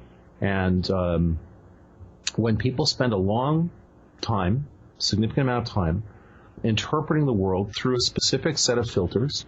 Basically, all humans do this, they will basically perceive and map everything into a reality tunnel that only takes into account what they need to do in order to reinforce their worldview. Now, Lynn, you've been very honest in saying that everything that you're talking about, you're couching in a belief system that these entities, whatever they are, you feel that they're fallen angels and that they somehow they want to harm us, though I'm not yet totally clear on where the harm portion comes in. I'm going to want you to elaborate on that. But in what you're painting, essentially, we have something where it's the human soul that's being fought for, right? I mean, is that sort of the prize? What's the prize here? These entities that are deceiving us, what did they have to have a motive. What's, in your opinion, what's their motive? You just told us exactly what the motive is. That's it. The human soul. But why play this out over a period of 2,000 or 3,000 years? If they want our soul, just take it. But they can't.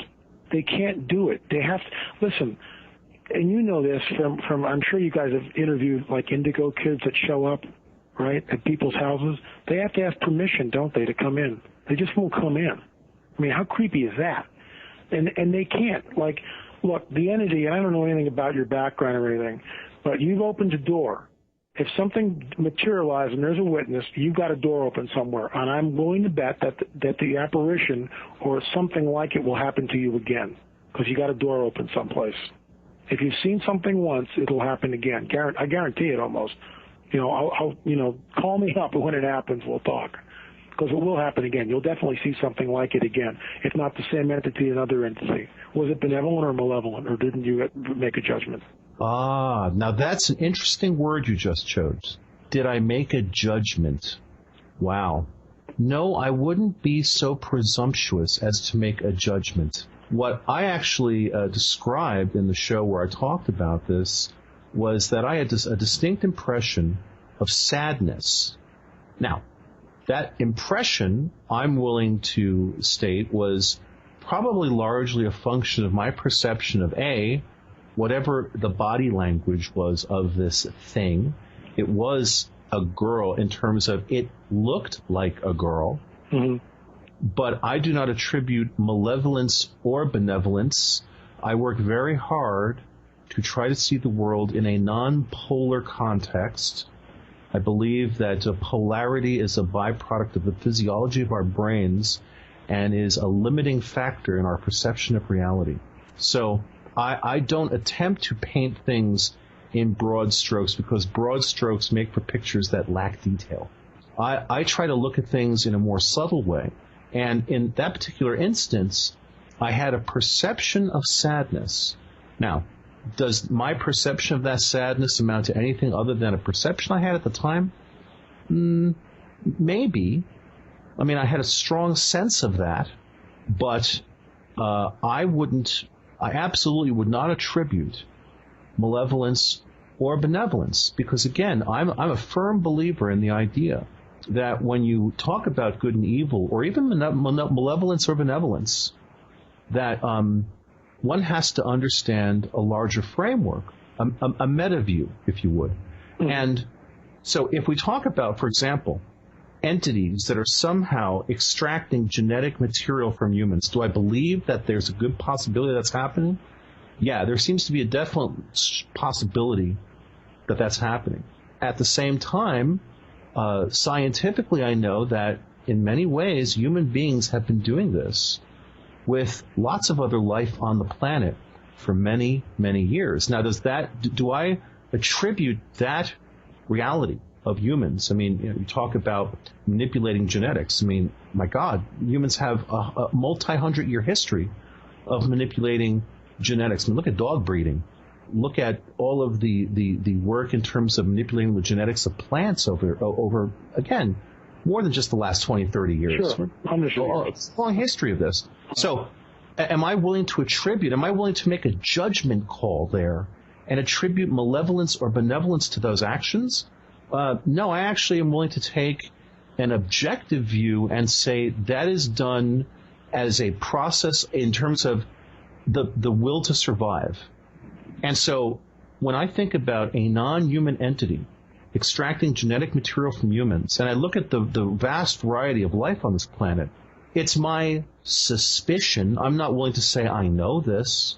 There's not a lot that I do know. And actually, the longer I look into this topic, the less I feel I do know. But I'm willing to have a strong suspicion that the Earth is very likely of deep interest to a lot of different entities in terms of the genetic diversity on the planet. Maybe there's something special about that, might not be centered on the human soul. It might be centered on the genetic diversity of the planet. Now, we have a pretty good handle for the fact that this planet offers a wide number of life forms and a genetic diversity that I'm willing to state, I suspect, is rare in this vast universe. Is there life on other planets? I think anybody at this point who believes that there isn't life on other planets is in a very deep state of denial.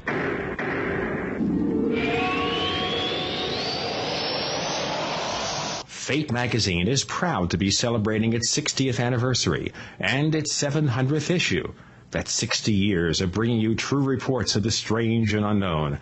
Keep up with the latest on angels and miracles, psychic phenomena, ghosts, UFOs, life after death, and much, much more. It's bigger and better than ever. Subscribe now by calling 1-800-728-2730 or online at www.fatemag.com. That's 1-800-728-2730 or www.fatemag.com. What are you waiting for? Your fate awaits.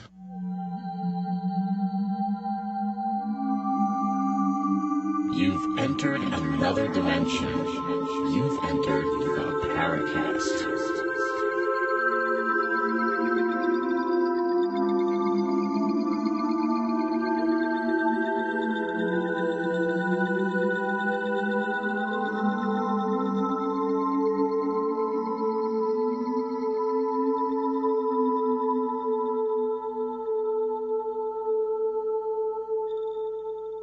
Before we deny anything else, L.A.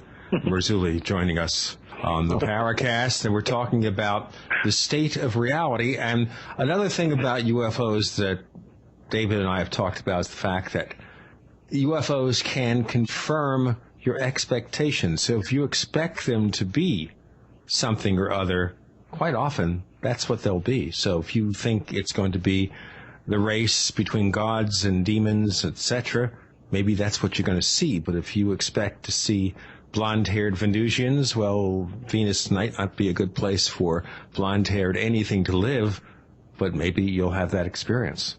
Now, and let me just make one statement before we let Lynn respond to that.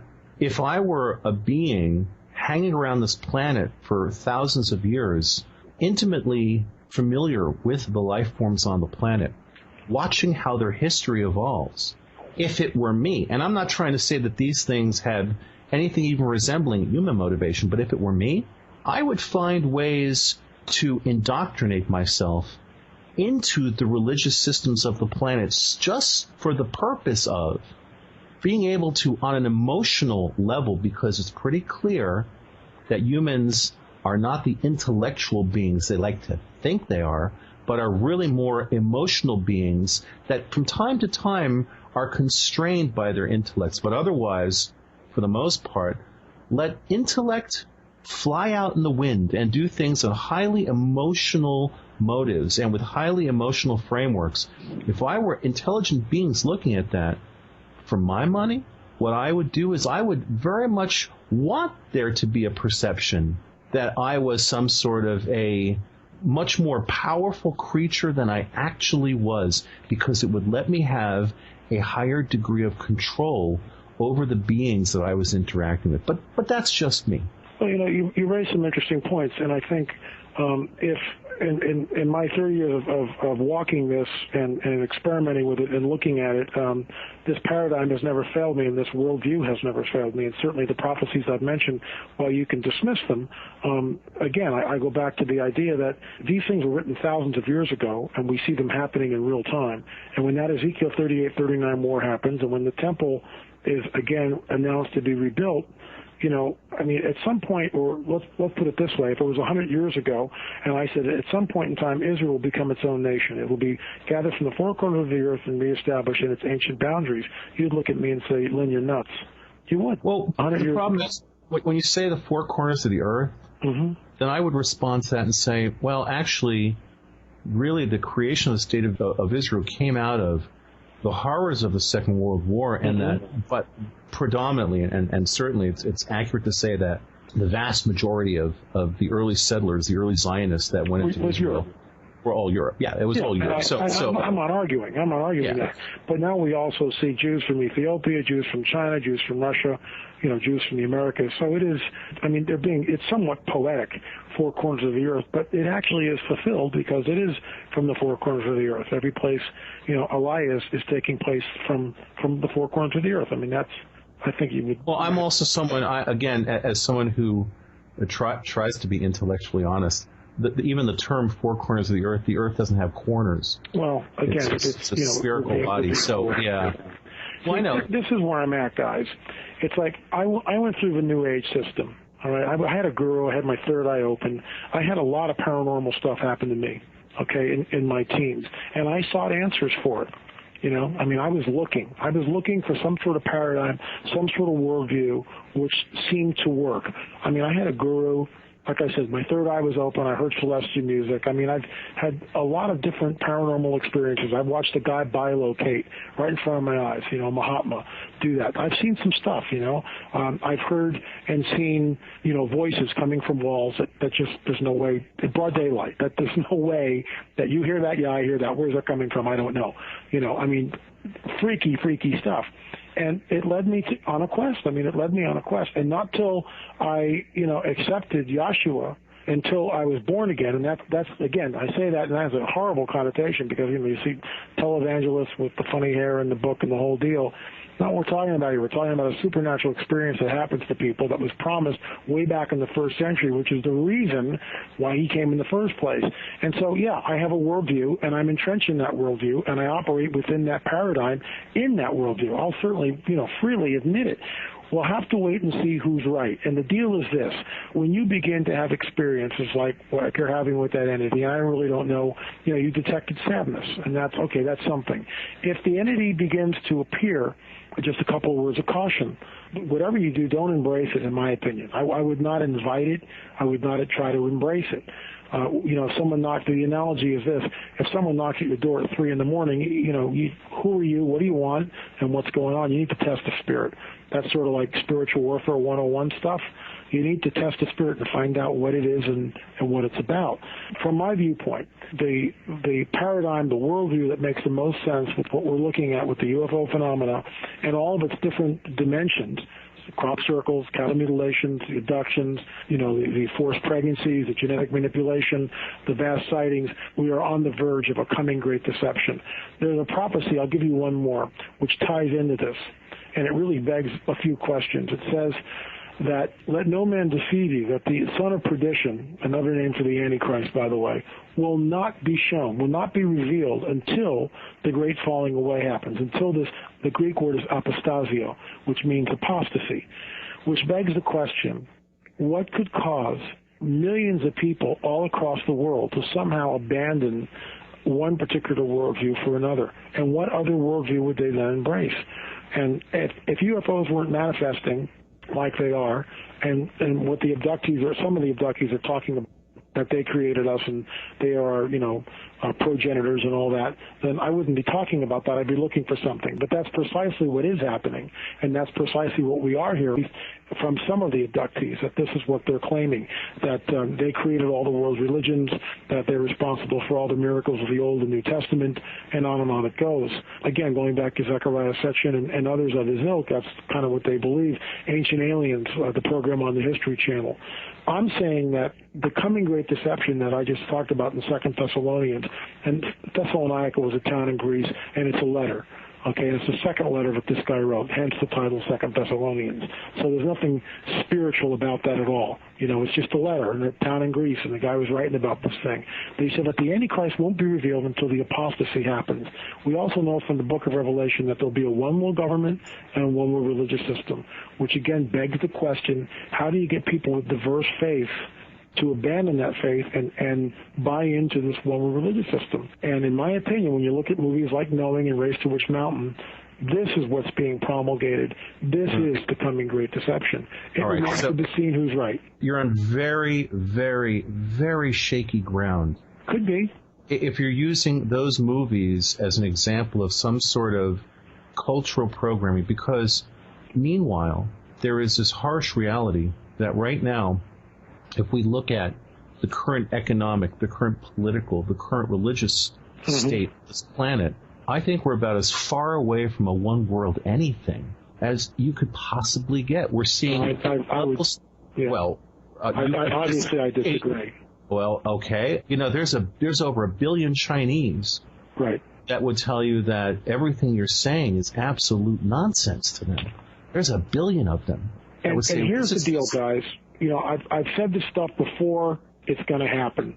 When we start to see it, have me back on the show. When we start, look, I'll tell you something which I found fascinating. I think about a month ago, Sarkozy of France, Merkel of Germany, and former Prime Minister Tony Blair, all together, the three of them, were talking about we need some sort of a new world global financial system. Now, that's what they're saying. And those of us who travel in this prophecy, look at that. We're being herded. We're being moved into this new world order, this one world government system, which the Bible and prophecy talks about. And what's the one event that could really make it happen? A war in the Middle East, followed by a revealing of the so-called extraterrestrial presence. The war in the Middle East, let me finish with this. The war in the Middle East, when it happens, not if, when the Ezekiel 38-39 war happens, and it will happen, and those nations that I mentioned, and read the prophecy yourself, you'll get the whole list of the nations. Those nations will come up against the land of unwalled villages, which is what Israel is. And by the way, in the ancient world, there was no such thing as a land of unwalled villages. The first thing you did is build the highest wall and, you know, moats and the whole deal, because that's how they lived in the ancient world. Of course, all that vanished with the advent of the airplane.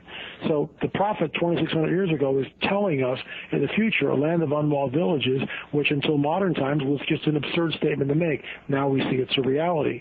The point I'm trying to make is when this war happens in the Middle East, it will create collectively the greatest fear factor that this planet has ever known. And what I've said that I believe, at least from my paradigm, my worldview, which you guys may disagree with, and that's fine, as long as it's civil, that fear is the currency of the Luciferians. That's what they move in. That's what they try to manipulate. That's how they manipulate us. That's what they move in. They move in fear.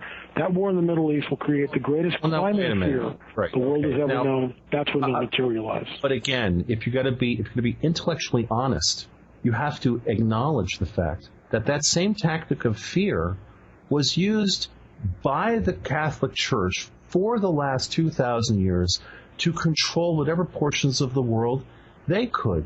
Fear is always... And you know what I say to that? You're 100% right, my friend. Yeah. And I bet you didn't expect me to say that, did you? Doesn't prove anything. It just proves that fear is a way to control humans. We know that. Right. But meanwhile, fear is, in the face of the unknown, humans exhibit, I believe, and I'm not